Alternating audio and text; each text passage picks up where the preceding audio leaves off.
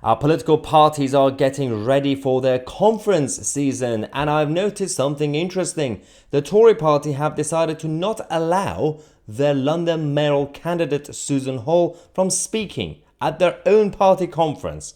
And in this video, we're going to explain what is going on.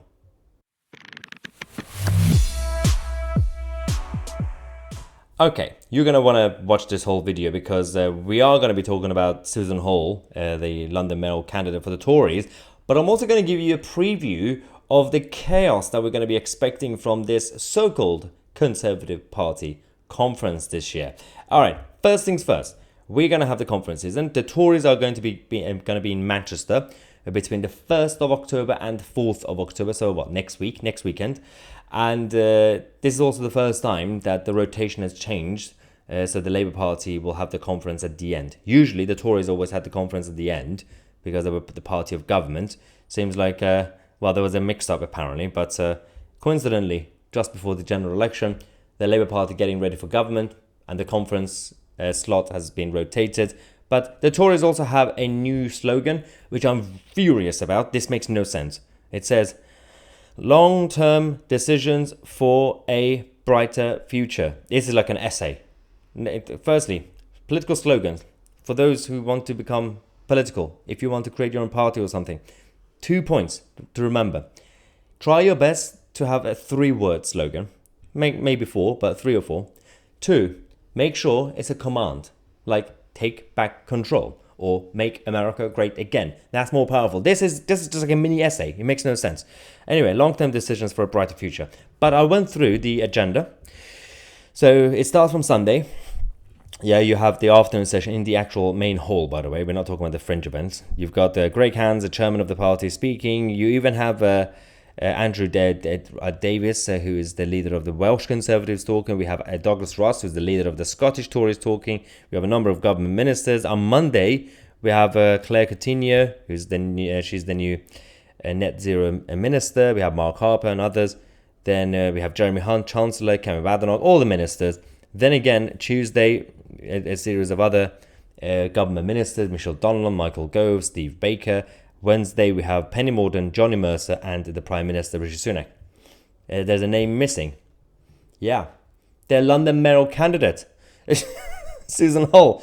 Interesting enough, on the first page of the booklet for the Tory conference, the president of the National Conservative Convention, Peter Smallwood, who happens to be a friend of mine, but he's been elected as the National Convention president.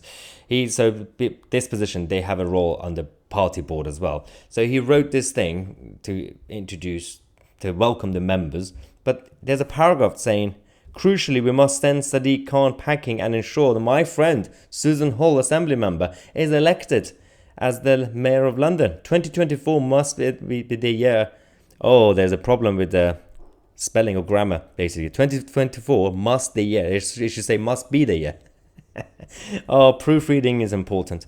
Anyway, so there was a mention of Susan Hall by Peter Smallwood, but she's not in the conference agenda. She's not allowed to speak at the main hall. And now I'm hoping that after this video, I want to see if the Tories are going to make a U-turn last minute and say, let's give her some 10 minutes to speak.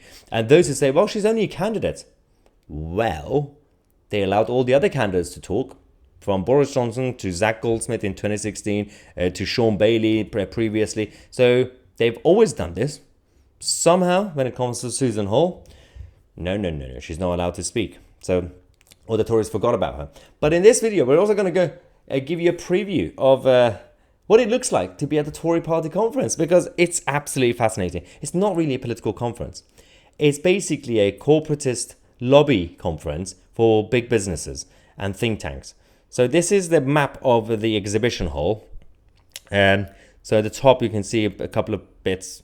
You got the party stand, that's for the central office. Then you got Sky. Then you got Barclays Bank. Then you got the FA.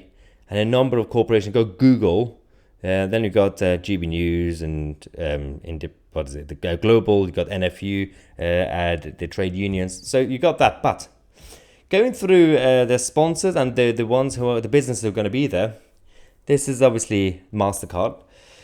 Do you know how Echo, I believe that person in the photo is Echo, empowers shoppers to make positive decisions for the planet by using MasterCard's carbon calculator.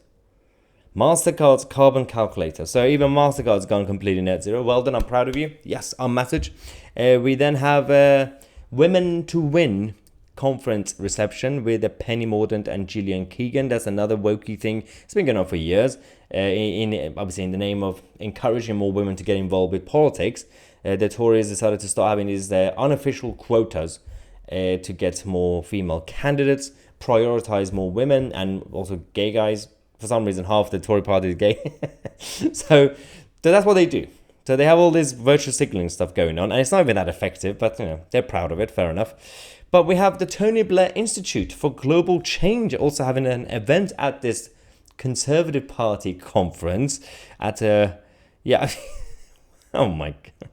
It says the voters' verdict, securing Scotland's future. Yeah, Tony Blair's Institute are very concerned about the future of Scotland and the Union.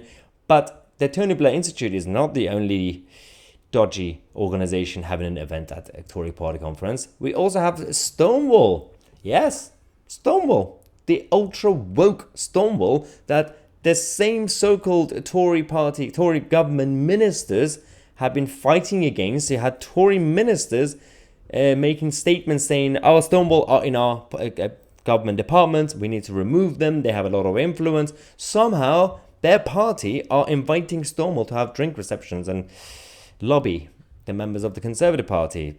Interesting, absolutely interesting. This one is one of the other fringe events, Conservative Environment Network, in partnership with Smart Energy, GB, and Nesta. Nudge Zero. Can we save the planet with behavioral change? Behavioral change. Okay. So every time I hear that, it reminds me of the pre-lockdown, beginning of the 2020, when we've discovered that the government was using a lot of behavioral change psychology sort of thing, but to scare people into going to lockdown. So maybe this is now going to be a tactic to scare people into supporting net zero.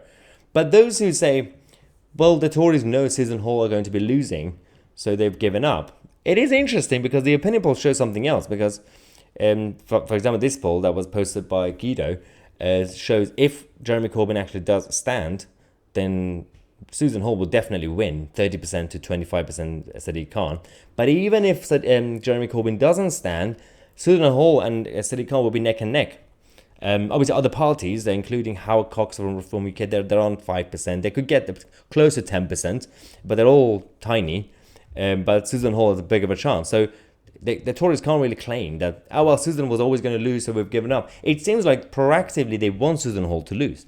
It seems like they don't want her to win. They don't want to help her to actually promote her campaign. I don't understand what's going on, unless they've just completely given up on governance and winning elections. Otherwise, none of this makes any sense. Maybe you might have other theories in the comment section. Let me know and I'll read them. I'm Tousi, and we are the media.